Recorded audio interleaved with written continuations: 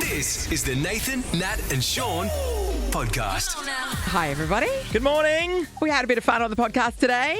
We certainly did. Hey, we were talking about being oblivious to dangers, and this happened on the weekend. I was swimming to Rottnest again.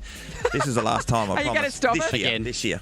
And there was a shark in the water, but it was all fine. Everyone had a great time, but other people were, well, they didn't know it was even happening. Wrong radio station, as it turned out. Big mistake. Plus, we talked to people about when they went off-road and then they got stuck. That was inspired by Oscar Piastri in the F1 in Melbourne, who ran off the tracks and then his wheels are just spinning on the wet grass. Don't you hate that? Heartbreaking for Cost him. He was in second place. Ross, we had Mike Bassett come into the show today. He's hilarious. You want to hear him talk about MAFS for a long time, but also use the word bad boy. And he was talking about, I'll use his term, what was it? The enhanced lady or enhanced girl. Yes. Because he's very polite when he's referencing very polite. Whatever that meant. Plus, we talk sport with his daughter, Mike's daughter, Caitlin Bassett. Listen via the Nova Player. Download it now from the App Store or Google Play and take Nova wherever you go. The Nova Player. Let's go. This is Nathan, Nat and Shaun. Nova 937. There's no one better, yeah, I know. It's 6:04, Nathan, Nat and Shaun. Nathan's still off, but Ross is here. Look at that. Hey, Ross. Hey, just visiting, as I was saying earlier, Nat, and I said that's a good life Yes, thing you've to adopted adopt. this as your Just life visiting. philosophy, and I said that must be thrilling for your family. Yeah, I know. Not so much on your family. Shawnee, let's hear Shawnee's voice. I was terrible today. I'm doing my best. It's not bad after that. Big weekend. Huge How weekend. Could you do? So you Start swam off to the- Rottnest, Yep. got on it, Yep. and then backed it up with commentary for Channel 7 yesterday. Yeah, all day. Well done. Thank you. Well done. How you feeling? I've come to work for a rest. I'll put it that way. That's saying a lot here. And when I finish today, the number one thing I'm doing is just going to sleep. Nap Yeah, time. Nathan, Nat and Shaun podcast. It's a big day, and apparently I'm the only one that remembered. Totally Have a forgot look Natalie. around. And Have a how look dare around. I Ross, what's your excuse? the kids just keep you. My mind's never anywhere except with trying Sean's to survive. got 4 of them. Come Yeah, on. good point. Well, he's probably the same reason he forgot his green. It is indeed St. Patrick's Day. Hey! One of the great days of the year. Top of the morning to you. On a Monday. Bad accents all around, obviously. Yep. That's a nice green shirt. I do have It a is lot great, of Nat. green in my wardrobe, Yep. so this could have been an accident, but it wasn't. Last night I went, you know what, tomorrow's St. Patrick's Day, I am going to wear green. That is fantastic. To all the Irish out there who are celebrating today and everyone else who jumps on the bandwagon, used to be my household, right?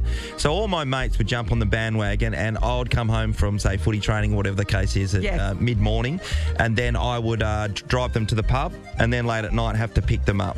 You're like the What parents. a great adventure for you. Yeah, and it happened for like 15 years in a row, and I continued to pick them up when they were having the time of their life, and always ended up in Northbridge. What's the one? It's changed its name Yeah, it across the has. road. Oh, It's yeah, now the called park. Johnny Fox's. Johnny but Fox's? Yeah. It was a Rosie O'Grady's for a while. That's the one you mean? Yeah. Yeah, and Rosie O'Grady's in Fremantle used to be a ripper. Yeah, it's now But the now- Federal. Federal, Yep. where you do a lot of comedy, Nat. Yes, indeed.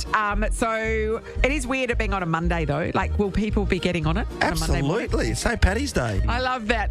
In Ireland, it's observed, but here it's really observed.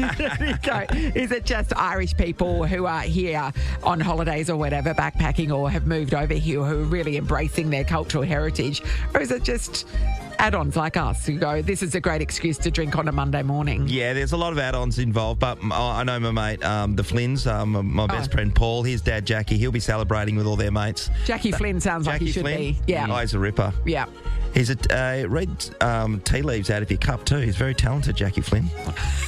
Get him on the show. Caitlin Bassett's probably already met him. Well, happy St. Paddy's Day to all of our Irish friends. Nathan, Nat and Shaun podcast.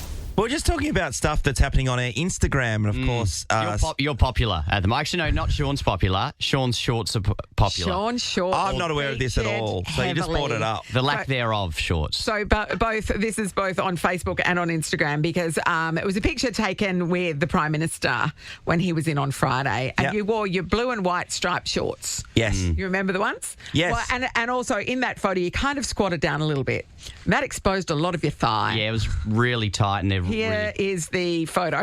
Oh, shit. I paid zero attention to that, and I see what's going on. Well, a lot of other people did pay some attention to it, Ross. Yeah, here's some of the comments. Sam, you may have some as well. Our digital man. Put some pants on McManus from Ange Down Under. And then Stella Isabella said, Shaun, those shorts are hungry. She wrote that twice. My favourite, though, is whenever there's a photo of Albo, people always comment, politically divisive. Politically, yes, that's right. Somebody just commented, knob, and I said, yes, you can almost see Shaun. Give us the clown one. You told me that. I thought that was funny as well. Yeah, somebody also commented just clown, and I said, yeah, Shaun's not that bad. Come on. Yeah.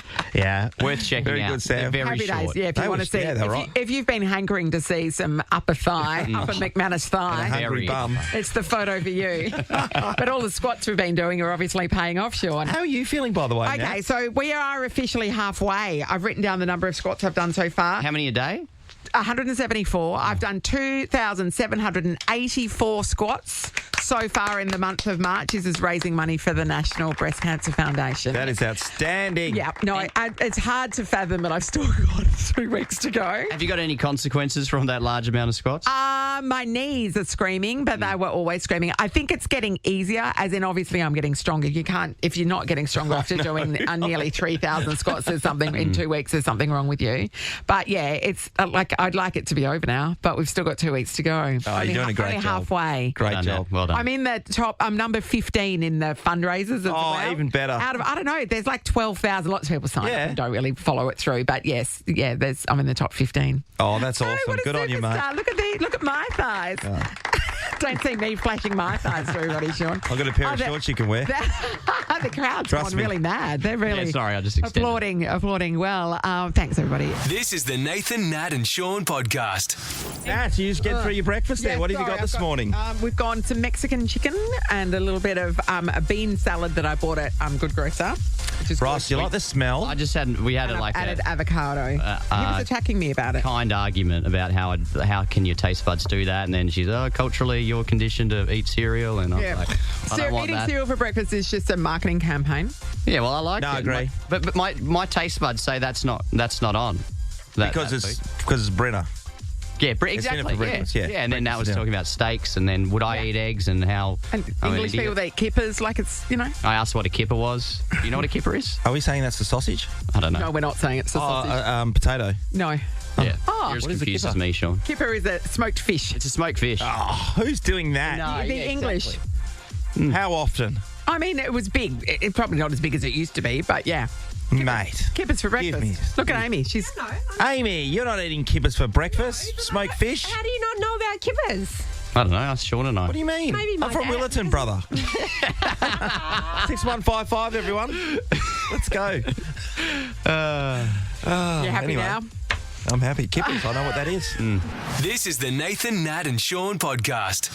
What's going on with the coffee delivery just then? Everyone got up and about. Sam was giving me heaps of getting a cappuccino, but I think he's giving me an almond cap, which is AC, which like I'm, As opposed to DC or? I just want the normal, full cream. Let's talk. You're such a man, aren't you? Yeah. Your full cream. Hair on the cappuccino. chest and everything, this guy. Did you watch the Grand Prix then, Manly Man? It was actually, I was at an awards night, but I know a lot of people were watching it while they're at the awards night. They're trying to the Grand Prix was yesterday. Okay, during maybe the that There day. was qualifying before then. It happens all weekend. I know not the actual No, but race. the actual race was yesterday. Okay, I didn't watch it because I was with the family doing a family bike ride, okay? The Melbourne has been really warm over the last week or so, and they haven't had a cold front come through. My mate Dennis was telling me this morning they haven't had one the whole For summer. ages, Normally yeah. they do, Nat. And as then you know. just in time for the Grand Prix, the skies opened and it was disastrous conditions. Yeah, it like certainly was. pouring rain, horrendous. Yeah, the interesting thing is because it's so technical F1 racing, right? So they got to be swapping tyres in and out. Yes. There's a chance that it can stop raining for a while. Lewis Hamilton's team, they made a decision. They go, "Oh, we'll go back on the slicks," and it just doesn't work for you. Yeah, and what's the Doohan kid's name? Jack. Jack Doohan. He was. I saw an interview before there. He said, "I've never driven this car in the rain.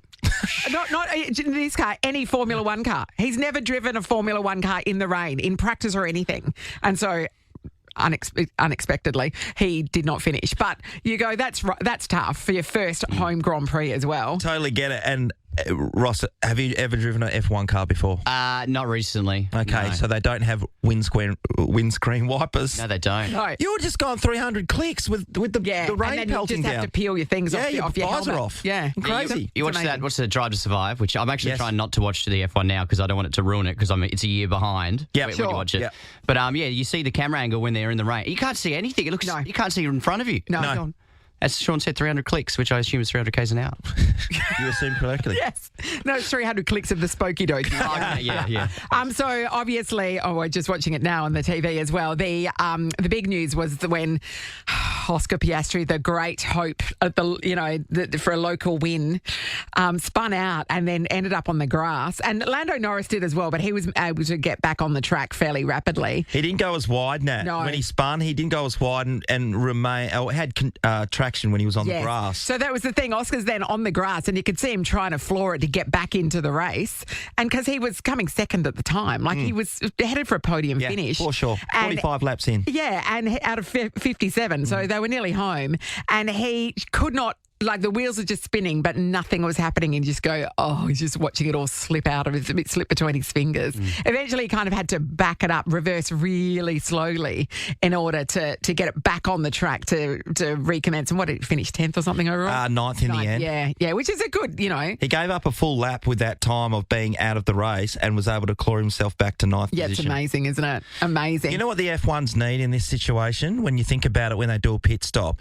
Now, you see plenty of four-wheel drives getting around with those tracks, those plastic tracks Yes. they have on the roof. Yes. Now, just strap a couple of those suckers That's to the right. side of the F1 car. When you go off into the sand or onto the grass like Yes. happened to Oscar, he can get out, just put it under Yes. the back wheel, Ross, for a bit Sort of it out. traction. Yes. Reverse. Yeah. Because you Easy. reverse first. Spoken, and then- Shaun, like a true four-wheel driver.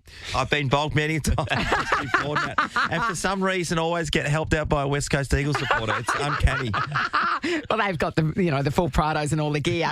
Because when you do go off-road, sometimes it seems like a really good idea until you get stuck. I can remember years ago when I lived in Melbourne, when I was going to uni, I worked as a trainer for a local footy side. Yeah. And it was a pre-season match in outer suburban Melbourne. And I was just going along to watch. I wasn't working this night because I couldn't get there in time to work. So I just went along to watch the match. And you pull in, it's the classic park around the... I love it. I know, it's Community the best. And Oval. so I'm driving in, and then I realise there's nowhere to park. I've missed my spots around the fence, and so I kind of went up a bit, followed the track around, and then I see there's a park over to my left, and I think I'll just go over there. And so I'll just cut across and park over there under that tree. But what I could not see was that on the left-hand side of the vehicle, it dropped down. There was it dropped down into a drain about a metre. And so I've just basically driven my Corolla straight off the front wheel of my Corolla straight off this. And then, of course, it's just got stuck. The whole thing's just dropped down and the car's kind of just teetering. And then I just went, oh no.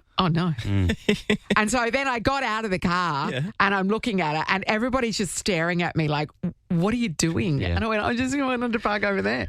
And so then about 8 burly guys just came over and just literally Lifted picked it. my car. Picked it up. Picked it up. That's what impressive. Oscar That's needed what he yesterday. needed. Just Yeah, a yeah. bunch of burly guys to pick up his car, walk it over and plonk it on the track so it can get going. You don't want to be that person who you don't want to be those guys who walk on an F1 thing when there's cars slipping around left, right and centre to go and help somebody out. But he was on the lawn. He was like, that's a safe spot. All right, we want to know, have you gone off-road and then gotten yourself stuck? Let's catch up with Brendan in Mindari. Morning, Brendan. Good morning. How you going? Good, Great, Brendan. Brendan. When did you go off-road and what happened? I didn't. That was my mate. He was living in Germany, Yeah? and he bought himself some Ferrari car because he's a rich and snobby little prick. Person. And we were going around this this sort of mountain road thing, and there was cafe and there's all these girls, and he decided to be a big macho man and floor it and goes really fast, get stuck between two trees Oh, and writes the car off. oh, and his fancy car. In front of Yeah, girls? he wrote the car off. He had the car for about 2 days. Did you seem to love every bit of that, Brendan, when he was trying to flex with the ladies? I was in the passenger seat. Yeah. I was in the passenger seat. I was like, oh, yeah, your Ferrari looks amazing. I think I'll stick to my Falcon. Thank you. Yeah. So it was actually Amazing. stuck between the two trees. He couldn't get it out. No, couldn't get out. Had to cut a hole through the roof. To get out. Sunroof. Yeah. Wow. The window was cracked and glass was falling in. But you guys were okay, right? I just want And to... were, Yeah, the, we're all just- fine. But, were the girls impressed? More importantly. no, I think there was more laughter and pointing than anything else, and his manhood sort of went. And they said, really "Look at that small snobby little into prick." his stomach. Yes, exactly. Good on you, Brendan. Thank you. Heather's in Callista. Good morning, Heather. Good morning. All right, Heather, did you go off-road and what happened? I did. I was starting a new job and I thought I was turning into the driveway and I'd turned too early and turned into the walkway and drove down 3 steps. And my little Daewoo bottomed out on the steps. And a man walking past with his dog said, "Are you okay?" And I said, "Yeah, I'm fine." So I just floored it and kept driving down the steps, drove round the walkway into the car park at work and carried on with my job. Hey, Heather. Your very first day of this job, Heather. What a way to make an impact. That's yeah, great. but I got to work okay. Yeah. Was the car all right or did you do a bit of damage? Yeah, a bit dented underneath, but, you know, and it took a bit of... I went and checked out the steps and just chipped the steps a bit, but, yeah. I can see how that happens. Yeah, I know. Actually reminds me, Heather, when I was in Bali in June last year, we went on one of those four-wheel drive tours. Oh, yeah. The quad bike. The quad tours, biking. yes. So you go up into the Ubud and you jump on the quad bikes and they give you a bit of a lesson right now. Don't do this, do's and don'ts. And there was, I mean, you've got a lot of people from different nationalities there and they not necessarily understand everything the Balinese are saying. Anyway, the start was you just drive over this tiny little bridge, and the reason why there's a bridge is because there's rice paddy fields that are probably about a metre and a half lower than that little bridge, and then you just turn right and you go onto the track. As soon as we jumped onto this bridge, which we'd driven probably 7 metres in total. Yes. These Chinese people, they just went straight into the rice paddy field. Just went into the drink. I don't know what they were doing, but they just turned totally off-road. Not following the instructions. And they dropped a metre and a half, and then they just did a somersault and went on.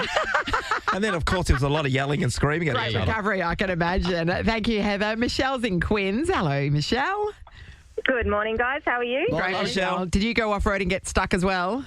Yeah, we were driving down in Esperance, from Esperance back down to Wharton Beach, and we come across some European backpackers that had got themselves bogged in a minivan that, not Shouldn't a be there. drive. Yep. Yeah, it shouldn't have been there. So I said to my husband, "You've got to stop. You can't leave them there. Like, if that was our daughters, you'd want someone to help them out." So he's, begrudgingly, turned around, went back. And they had no idea how to reverse or, get their car in reverse and keep their wheels straight in order for us to pull them out. Yep. So it was quite a battle. We were digging them out. They were right down deep. And tried a couple of attempts, couldn't get them out. In the end, my husband was just like, "Oh, this is ridiculous." So he just floored it as fast as he could go, and he ripped off the toe. Oh, the toe ball? Not the toe ball, the... I know what you mean, at the front. Yeah, the front. And it just tore off and went flying into our car, hit our rear bumper. And then he reattached it. I think he went to the front of the car or something and attached it there, and then we pulled their bumper off. Oh, man. Michelle, your husband was right. You shouldn't have helped. Shouldn't have helped. So we finally got them out, saw them on their way, and we get back in our car, continue down, heading back towards Wharton Beach, and our transmission starts failing. Oh, yeah, because your car had been under so much pressure doing all the towing. Yeah, so we ended up limping it back to Esperance and having to get a tow truck to tow it home to Perth. Oh, no. We were caravanning, so we had to get his dad to drive down in his Land Cruiser, fly him home and come home in his car, and it cost us about $15,000 all up just to help someone out. Oh, are you kidding me? That hurts. Yeah. Oh, $2.5 grand damage to the rear bumper, and $13,000 to replace repair the transmission. And that's not even factoring in the bumper of theirs that you ruined. Oh, well, theirs was a hire car, so that was their problem. Yeah, and you gave them a false name, which yeah, is good. exactly. Yeah, that's right. Amazing. Yeah. Amazing. So never again. Never Michelle, again. just trying to help out. It is a bit of a trap, though. People will go, oh, you can drive on the beach all the way out to the national park. Yeah, you need a four-wheel drive to be able to do that. Most definitely. Isn't there signs around? Oh, I mean... Oh, yeah, no, there are. There are. You're international. You do these things. Ah, that's right. It's the Nathan, Nat and Shaun podcast. Now, there's a lot of talk this morning on the box about the price of groceries. I've been having a look at it, right? So since 2022, the price of groceries have gone up by about 30-odd%. So Coles are 36, I think Woolies are 30, Aldi's a little bit lower. It's not going to ever come back. No. And it was the other thing really shat me the other day when I went to the shops. I'm not sure if that's the right term or technical No, it is. term. Amy says no, it's not. Okay. Okay. You were irritated by it? Yes. So I've been going in and getting Powerades just on a daily basis almost because I was doing a lot of exercise Yeah, sure. recently. So you could go into Coles and get a Powerade for $2.10. They're on special. Yes. The next day you go in and they swap it right and then they go Powerade and then they put a Gatorade on special. that's right. And you might be able to get 2 Gatorades for $5. Well, I went to Woolies the other day and they were trying to flog off at their special 2 Gatorades for $6. They actually put the price up but said it was a special. No, the actual price of them, though, is $4. The actual I mean, who's gonna pay undiscounted $4 for price that? is $4. I know because I buy them a lot But too. I put it out as a special and Yeah. it's higher than it was 2 days earlier. Oh, yeah, no, I understand. And but also they do stuff in response to demand as well. Yeah. So, Did you buy it? Of course yes, I did. Of course you did. It was on special, Way to- Ross. way to What was teach- I going to do? Way to teach them a lesson, Shaun. Nathan, Nat and Shaun podcast. Mike chats MAFS. Because you're as trashy as your dress. Okay. There is nothing funnier than a boomer talking about MAFS, and that's what we've got right now. Mike, welcome back. It's good to have you again. Thanks, guys. Thanks for having me back again. Run us through, because none of us really watch it, so run us through what's happening in MAFS land. Let me guess, they're all arguing with one another and they all hate one another. And You're spot on. No spot on, as real love? always. For someone that doesn't watch it, No, you you're don't have onto to. it. But yes, no, we've had a few manufactured dramas again because... What? Yes, it's been a bit quiet this year, so they've had to sort of get a few things up and running, and I think we've lost about 50% of the contestants that started. Contestants. I love that contestants. Like So it's a they game are. show. It It is a game show, What Mike. else Believe is it? you. Certainly not a social You get a experiment. wife. You get a wife. Mike, can I ask you, there's been a few articles online. Obviously, there's somebody sleeping with someone else's wife, and there was a talk of a pregnancy I was reading in one story. Is any You've of been this reading the real? Daily Mail again. Daily Mail, No, it's no. the Daily Mail. No, I okay, think- I who think slept a with bit- whose wife? Has that happened? No, it hasn't. And usually they had a wife, they swapped all wives around last week Yes. to sort of get a bit of controversy, and to get it, they can give them an update of what they think about their thing. But no one, I don't think, actually slept with anyone. It was He a seems bit disappointed. It was disappointing. So seems there was a few disappointing. home truths come out. The couple from WA. Yep. Yeah, they had a bit of a drama over it, sort of thing, because he. Karina and Paul. What was he Karina and doing? Paul. Well, he'd gone out with one of the other girl's sisters at an earlier stage. Oh, yeah. And she found out about it and she wasn't too impressed. Yeah. Well, it wasn't just her sister, it was her twin sister. twin So he sister. dated Oh, her how twin was he to sister, know? And then he got roomed then with her for the next 3 days. Oh, yeah, that's so all. understandable his wife was maybe a little bit nervous about that situation, Yeah. given he'd Yeah. hooked up with the twin. But Yeah. he called his wife A the snob. Yes, the S word. Yes. Well, Oh, a snob. Yeah. That's as bad as it gets, is it? Yeah, well, that didn't go down too well, and I can probably understand why she was a bit set. Who was the one who was calling everyone else boganic? What about her? What happened to her? She's gone. Yep. gone. They went last commitment So ceremony. didn't she get? That was her second was one, her- right? that was her second So she time married around. someone else that didn't work out. Then Yep, they brought her yep, back yep, again, yep. and then she hated everybody and left. So she married Elliot originally. Yes. So Elliot was the bad boy to start off with. So then they brought Elliot back with Veronica, who was a bit of a model girl. Okay. And the mistake they made was Veronica and Lauren got together. So Lauren gave her Oh, they compared notes. all Yeah. the notes in the beginning. So she went into it a bit a bit offish sort of thing, and she just called him out on everything. So in the end, Elliot turned out all right. Yeah, did he though? He ended up getting more love. The funny thing about Veronica, because she's an actress, I say with air quotes, an actress. There's this side story that potentially she's using this as her own social experiment. So she's going in find that hard to believe.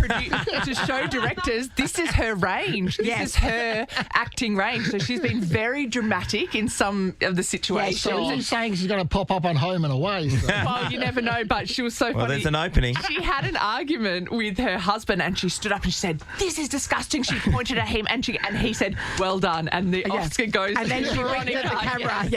Pretty much. Mike, firstly, hearing you say bad boy is hilarious. I saw the same as Shawnee. I don't watch it, but I saw the clickbait for the pregnancy thing. Was it something to do with the fish? What was the thing?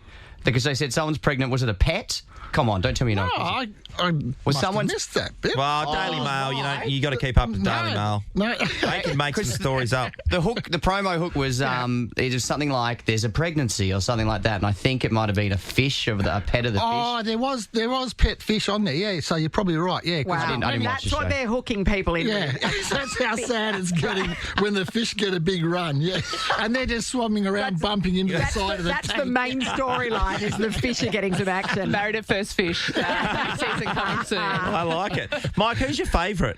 Who's the one that you're finding very entertaining at the moment, more so than anyone else? And has that changed? Well, yeah, it's a bit hard. Dave and Jamie had a bit of a blow-up this week. Because they were your favourites. You quite liked them. They were going along. He's the big tall guy with all the tats. He's the builder bloke. Yeah. She's the girl from Queensland, the enhanced girl with... Who kind of is a bit of a straight talker. She just... Yeah, she is. Yeah, she come in as the alpha girl sort of thing, and now her colours are starting to show, so she got a bit upset about a few different things, and he's just gone off the boil completely. So when you say enhanced, where were we starting from? We're starting from here. I'm putting my hands in one area. You've got your book in front of you. You can tell. And is there any true love? Are we going to see any actual true love? I reckon the only one that will come out of it at the end of it will be Jeff and Ree from Victoria, and they've known each other. They were dating before, so they just happened to got... So tonight, bother going on the show. Tonight's episode, they get to go to their houses. So they leave the hotels, they go out. This is my real world. They're going into the real world. Can we see if they can fit into each other's lives?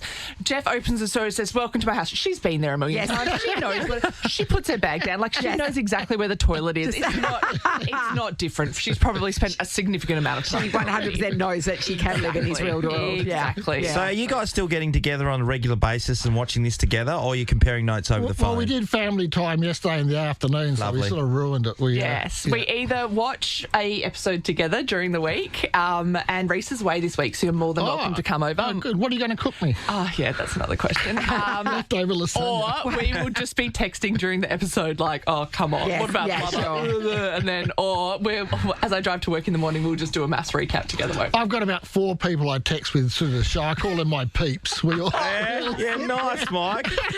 And we discuss MAFS through the show. Yeah. That is so good. I love it. Peeps. All right, thank you, Mike. It's always a pleasure. We'll have to get you back in again before it finishes. Because why wouldn't we? This is the Nathan, Nat and Shaun podcast. As you know, we had the Port to Pub on Saturday, and I was talking about it a lot last week because we had Will Schofield on the show on a number of occasions. There's a lot of angry arguing going on. Yeah, complaining. A lot of complaining. When even Matthew Pavlich looks at you in the eye and says, "Are you in danger of taking this too seriously?" Well, he knows me well.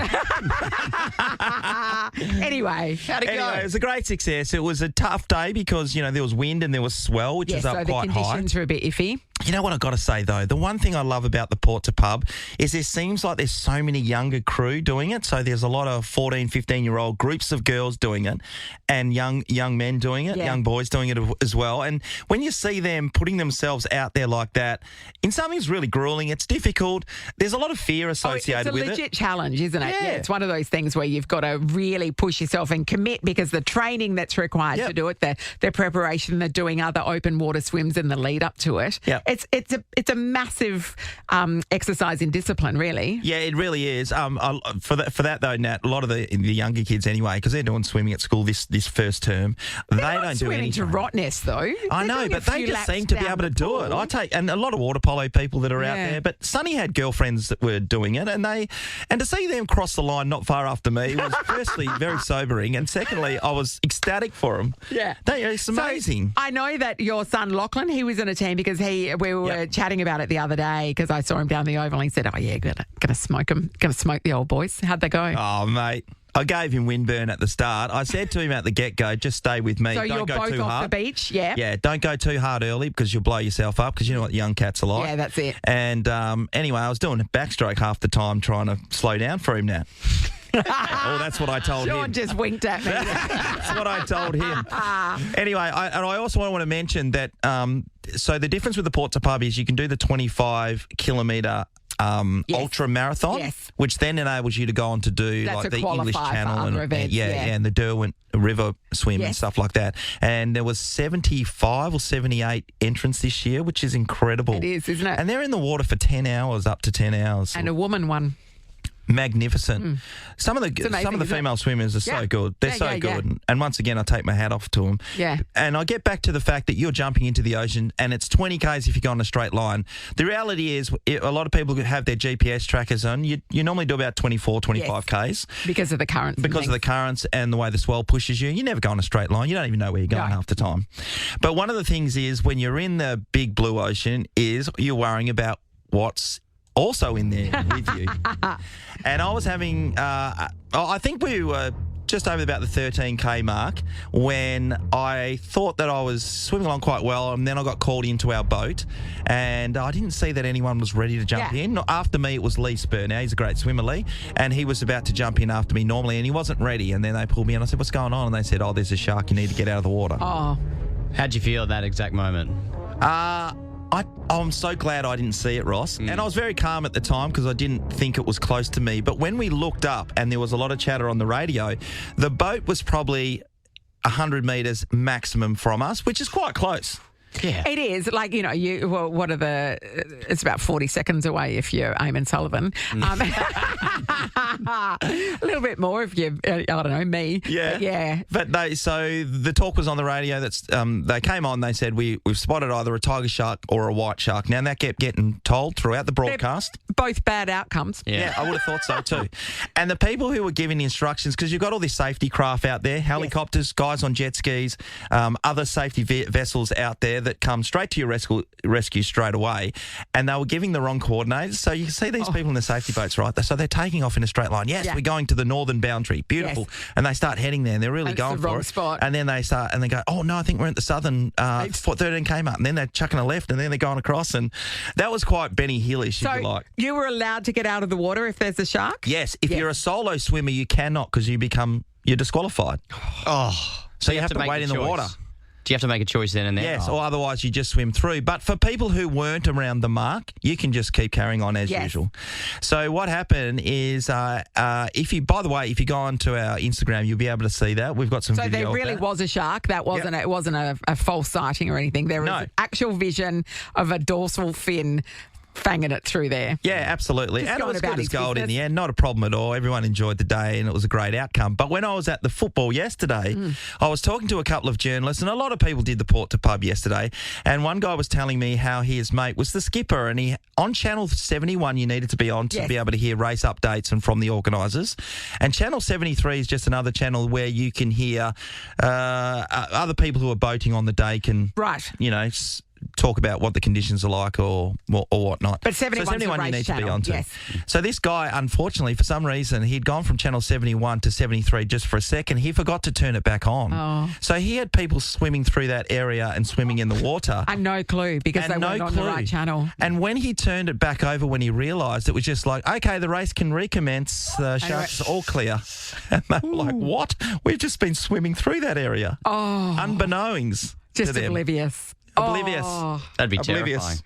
It is terrifying. Oblivious to the danger whatsoever. All right. Some people chose to hear it, by the way, and just went, nah. I'm just going to go for it. Yeah. I'll just keep going. That's I'm not ballsy, worried. isn't it? Look, were you oblivious to a danger, whatever it might be? You just carried on regardless, and then people afterwards told you, did you not have any idea that you were in mortal peril? Yeah, absolutely. It's the Nathan, Nat and Shaun podcast. Charlie's in Bassendean. Hello. Hi, how are you going? Great, Charlie. Okay, what happened? So this only happened the other day, so it was really funny that you talked about it on the radio. I was contracted to do a job on a tin roof last week, and there was some wires going to the building from the road from the power line. Yeah. And I was told that, you know, you'll be fine. Just obviously don't touch them. Try and stay a little bit away from them. Yes. And so I did. And when I was under these power lines, my arms were tingling and Oh, my God. like my Charlie. hairs were sticking up and everything. And so I called my boss and I said, and I kind of like mentioned it in passing, not even thinking really about it. And he ended up calling Western Power, and they pretty much were just like, get her the hell down there. Yes. No one can go up there. Like, pretty much she could have died at any second. Oh, man. Charlie, what were you doing on the I was roof? under there for On the 4 roof? hours. You're on the was roof. Yep.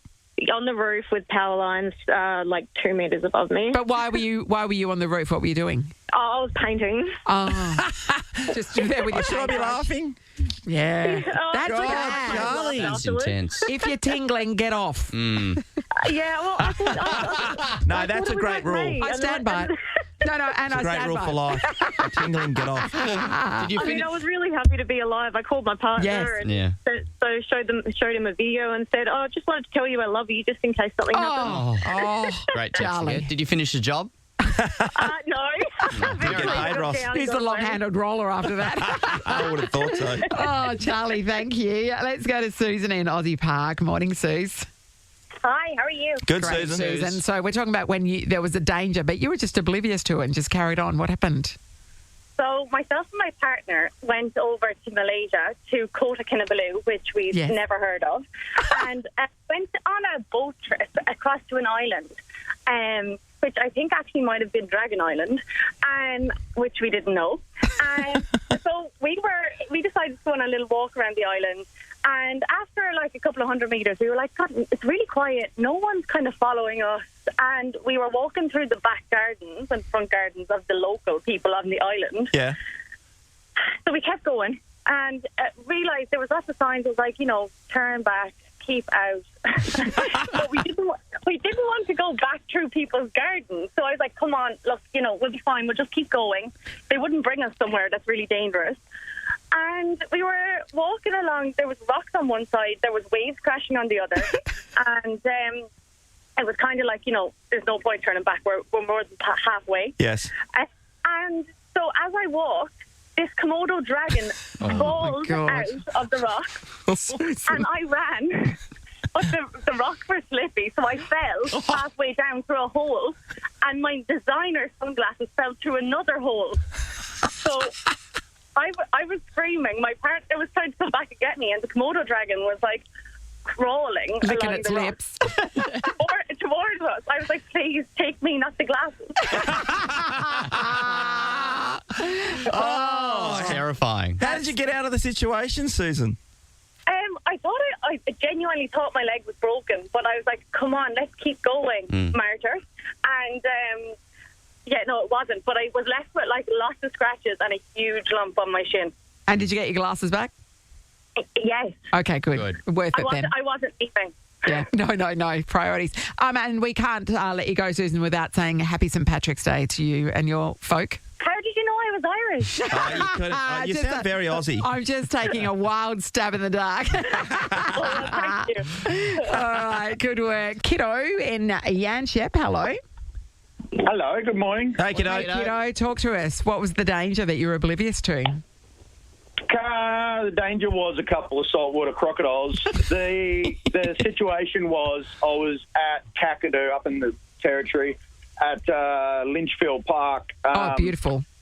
Yeah, it was a beautiful spot. But they had like this big, massive like swimming hole with a waterfall and that on the other side of it. But they had swim within your limit signs. Yes. With closed across the top of the swim within your limit sign. So I'm Right. thinking, it's just purely because, like, the people are not here to, to make sure that you're not drowning or whatever. So, there's a set of stairs that literally go down into the water, concrete stairs. So I've gone down the stairs into the water, start swimming across to the waterfall on the other side.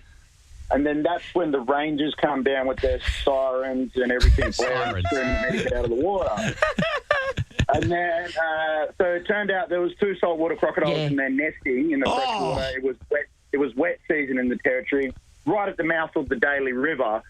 So they held me. They had me there for about 40 minutes, educating me on saltwater crocodiles actually live in freshwater as well. On what the sign closed means, obviously. That's right. It doesn't mean the lifeguards are not there to drag you out if you can't swim. It just means closed. The swimming hole is closed. I know exactly. I've been to that swimming hole. Well, the day I was there, it is amazing. So Litchfield National Park is something to behold. Definitely go there if you're in the area because it's beautiful.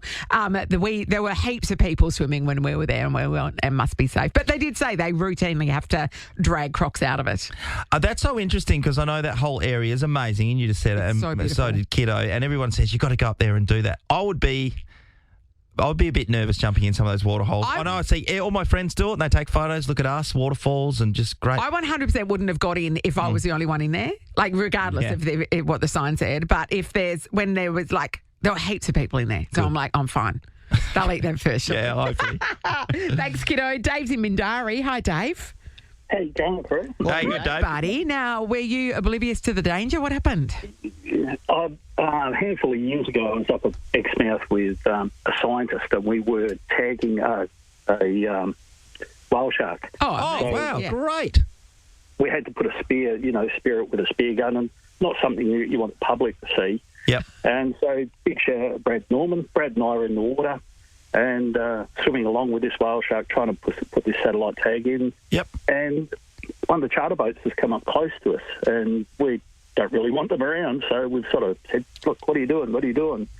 And the skipper from the flyers yelled down, oh, mate, on the other side of the boat, about 100 metres away, there's a dead whale, and there's a great white shark and a bunch of big tiger sharks, and they're having a feeding frenzy.